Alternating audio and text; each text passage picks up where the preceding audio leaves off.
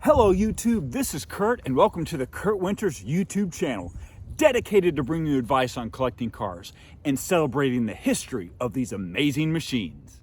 This channel is focused on helping you with your car or restoration project. So I've been getting a ton of requests from you guys to make this video. So today's video will be about the top 5 buyer's guide and what you need to know before you buy a cheap Corvette that ruins your marriage.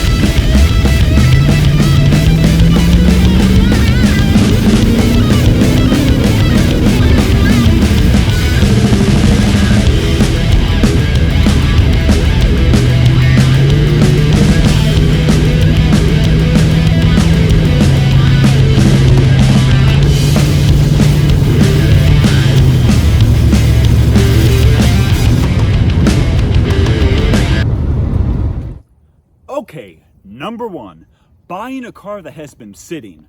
Remember, if you don't use it, you lose it. Okay, very important to remember. If your C4 has been setting and is not exercised regularly, what you want to keep in mind is that your fuel system is susceptible from damage. Now, this can really happen from 2 different things.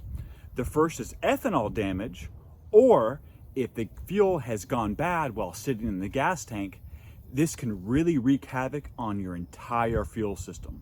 So you definitely want to ask the driver if it's been driven regularly and when was that last time. So please keep in mind, if your C4 has been setting for a long time, you may want to walk away from that deal, because when it comes to replacing the parts for your fuel system, it can get expensive very fast. Okay, number 2, the interior.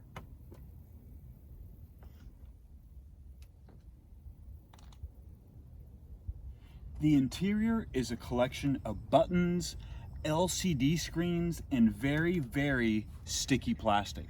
So if you buy a car that's missing trim pieces or the interior is not up to snuff, it's important to know that GM doesn't support a lot of these interior pieces anymore. And if you're missing something, it could be difficult, hard, or nearly impossible to find. Now, the real danger can begin when you start to disassemble pieces from the car. 25-year-old plastic can literally crumble in your hands. Now, with this particular car, I've been very lucky. I haven't had to replace anything or change any of the trim out, but that was part of a deciding factor that I made when choosing this car.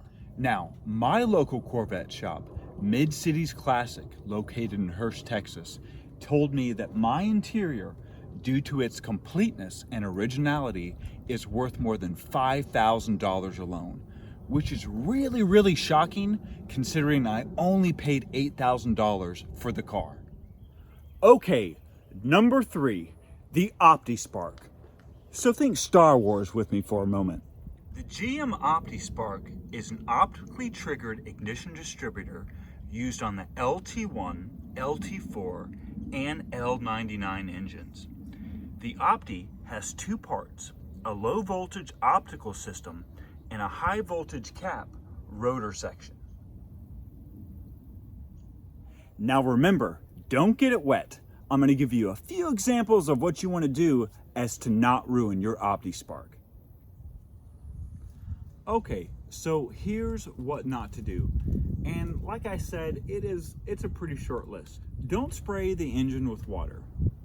Don't go through an automatic car wash.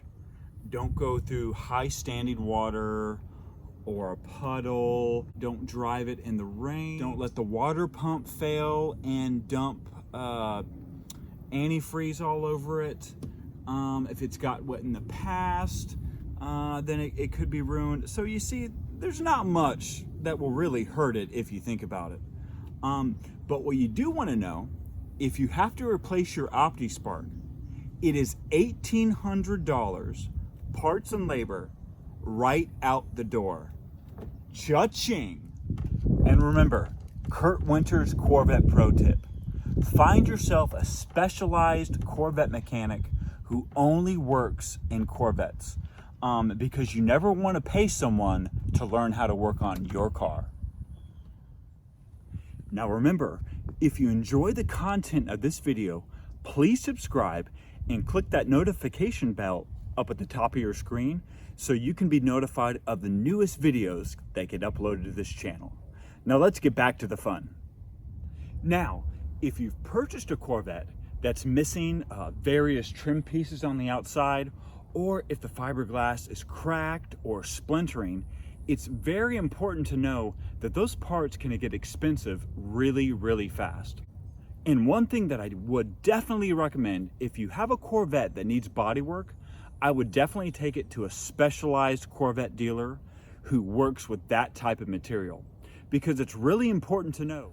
Fiberglass is a lost art. There's so few cars still left on the road with fiberglass. There's very few shops that are still willing to work on it. Okay, number 5, take your time and find the right C4 for you. Now, the C4 platform went through a lot of changes throughout the years, so it's important to familiarize yourself with what particular type of car that you're buying. Now, I can let you know from my own experience that my C4 has never left me stranded in the past 2.5 years that I've owned it. So much so that the reliability of the small block 350 is kind of legendary. The engine often makes its way into either track cars or dirt car applications. So when it comes to the small block 350, I'm giving it 2 thumbs up. I think it's a great engine, and I would love to see your guys' comments below. Please let me know what you think. I really want to thank you for watching this video, and remember, that ain't working, that's the way you do it. You play your guitar on the MTV. That ain't working, that's the way you do it. money for nothing and chips for